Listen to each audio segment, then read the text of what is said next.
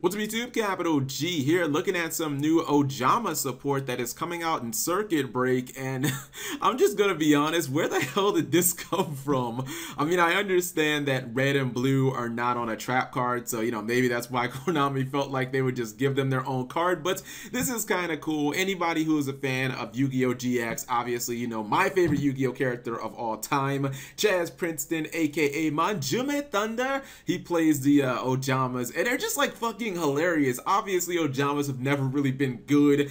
They actually have been somewhat meta relevant in decks like Chain Burn, but outside of that, in pure Ojamas, they've never really been all that good. And this card is actually pretty decent. I think it's more of just a troll deck, a fun deck, low tier for life type of deck. So let's go ahead and look at Ojama Duo and figure out how it can be useful in regards to the Ojama archetype, because I think when it comes to just playing straight Chain Burn, it's probably better that you stick with Ojama Trio. So it says special summon 2 Ojama tokens. They are Beast, Light, level 2, 0 attack, 1000 defense. Basically the same stats as like all the Ojama monsters and the same stats that you get with Ojama Trio. When you're, to your opponent's side of the field in defense position, they cannot be tributed for a tribute summon, and each time one is destroyed, its controller takes 300 damage. Again, all that is copy pasted from Ojama Trio. During either player's turn, except the turn that this card was sent to the graveyard, you can banish this card from your graveyard, special summon 2 Ojama monsters with different names from your deck. So it's pretty clear that this is supposed to be played in an Ojama deck, and obviously the first thing that comes to somebody's mind is, well, if I get Ojama Trio and then I flip over Ojama Duo, obviously I can lock my opponent's field completely, because then they have these 5 tokens, they can't tribute them, they really can't do anything. Obviously they don't have any tuners, so they can't synchro or anything. They're tokens, so they can't exceed.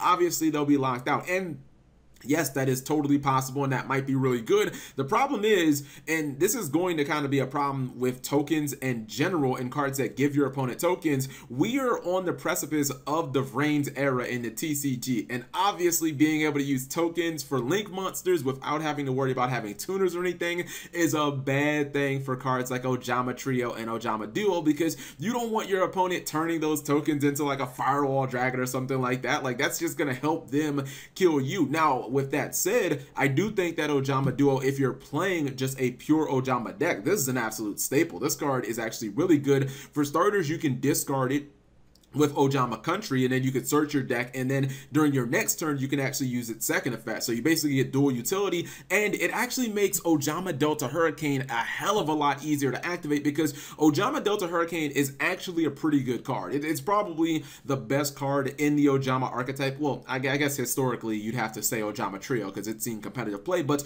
Ojama Delta Hurricane basically blows up every card on your opponent's side of the field, but you have to control green, red, and green, black, and yellow. I was gonna name gadget monsters. If you control green, black, and yellow, you get a full nuke on your opponent's side of the board, and it hasn't just been like, it's never that easy to get all 3 of them fuckers on the field at the same time. But if you now have Ojama Duo that can summon 2 of the 3 instantly on the board, whoa, it just got a hell of a lot easier. Now you could just have the other one in your hand, and you just normal summon it, and then bam, you can just Delta Hurricane your opponent. And assuming that you have a couple of other monsters on the field, if you have Ojama Country up and all of your Ojamas are like 1000 attack, maybe you can OTK them, maybe you can get close or something like that. So I think Duo is actually a pretty good card, especially considering that the Ojamas that you summon from your deck, they don't have any restrictions on them. It doesn't say that they get destroyed during the end phase or that they have their effects negated, although that's not going to be honestly that relevant. I just like the fact that it does give the deck a little more utility, and it makes Delta Hurricane a lot easier to use. Now, will this mean that they'll be playable? Hell no.